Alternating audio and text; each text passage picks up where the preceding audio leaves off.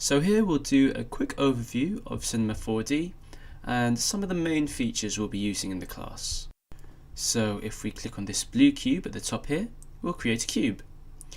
Click on the arrows to move it along the y-axis here, or the x-axis, or the z-axis. You can also sort of click on these arrows here to combine two axes together and sort of move it along in that particular space like that. So that's how you use the move tool and how you create a cube. We'll just click on the cube here and delete that. So if you click and hold the cube button here, you've got a whole bunch of objects which you can create in this space.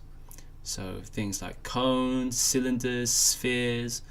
We'll just click on the plane here just to show you how we can manipulate these objects.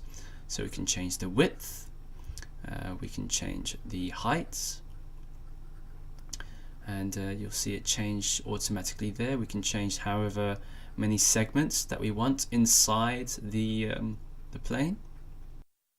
So to zoom in and out, you use the mouse wheel, and like so. And then to pan across, you hold down the Alt key and click and drag the middle mouse button.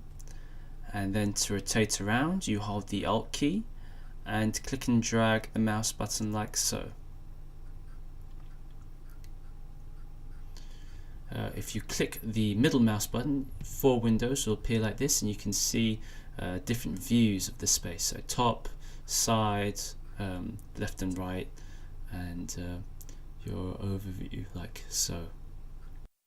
So that's all we need for now. In the next video we'll go through how to create the tree trunk of our low poly tree. See you there.